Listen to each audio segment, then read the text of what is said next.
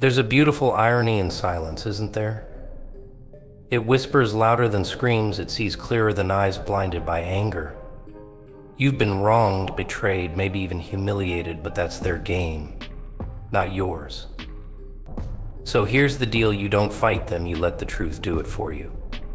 You stay still, you stay silent, and you watch the grand performance unfold. Because in your silence, something divine happens, a force beyond comprehension starts working for you. And soon, oh very soon, their masks start to slip. You've seen it, haven't you? The ones who seem untouchable. The ones laughing at your fall, they always think they've won. But they don't know. Their show is almost over. There's a certain magic in the opening moments of any speech or story, a spark that grabs attention, holds it tight, and refuses to let go. This is where you must strike, with precision and fire. Picture this: the audience sitting in their seats, carrying their own burdens, their own stories of betrayal, injustice, and hidden truths. Their hearts are heavy, but their minds are restless, searching for meaning, for answers, for a reason to believe again.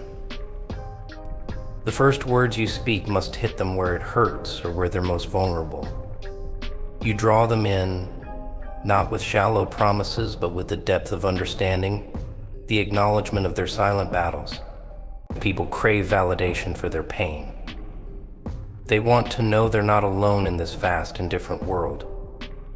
And so the opening must be a mirror, reflecting their innermost fears and frustrations, while hinting at the hope that lies beyond. You don't merely speak, you strike a chord, a note that resonates so deeply it becomes impossible to turn away. Every word is a thread weaving a narrative that grips their curiosity and whispers, "Stay with me, the best is yet to come." But it's not enough to acknowledge their struggle, you must offer intrigue. The promise that there's something extraordinary waiting just ahead, something they can't afford to miss. You tap into their sense of justice, their longing for truth, and you ignite a spark of anticipation. The air grows thick with tension as they lean closer, drawn by an unseen force. This is where you make them question, not just the world around them, but the very fabric of their experiences. In this moment, you are not just speaking, you are leading them to the edge of revelation, compelling them to hold on for the journey. Silence is often misunderstood.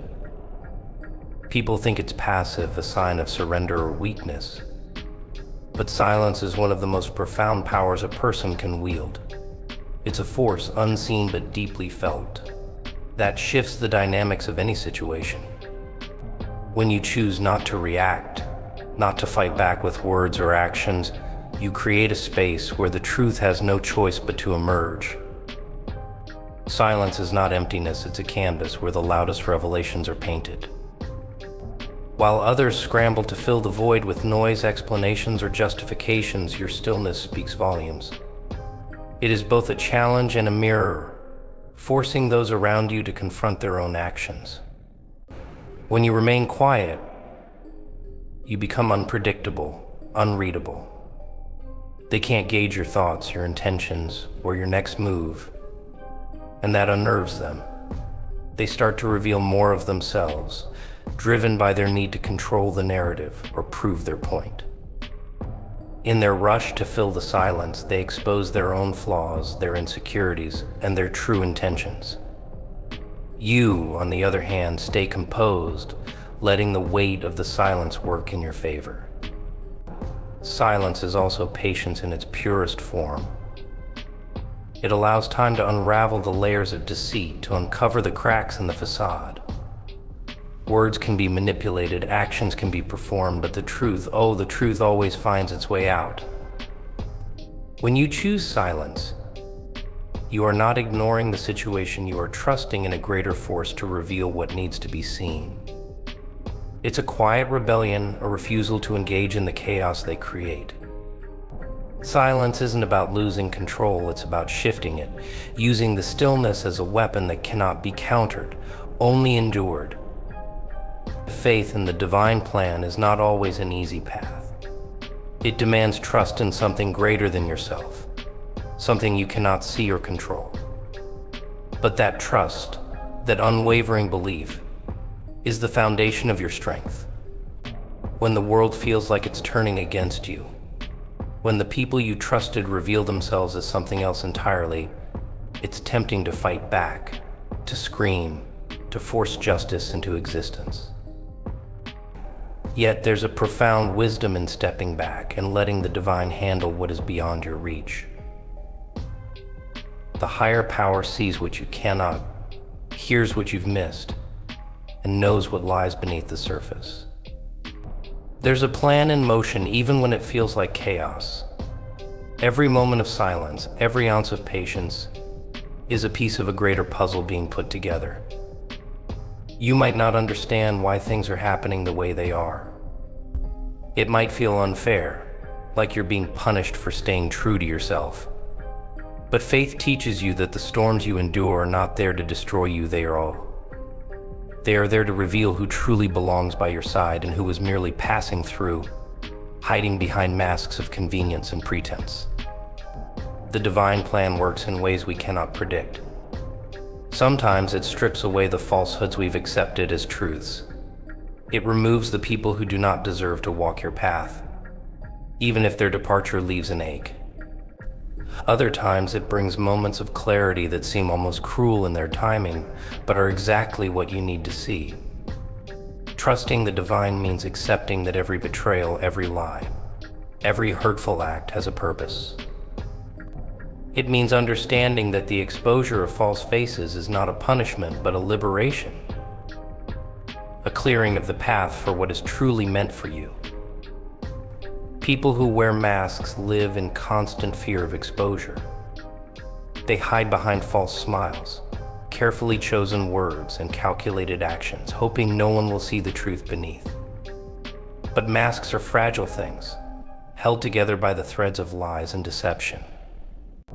Over time, those threads start to unravel, especially when they're put under the weight of silence and stillness. The more they try to maintain their facade, the more cracks begin to form. They slip, they stumble, and in those moments, their true intentions shine through like light breaking through a shattered window. Deceit cannot stand the test of time.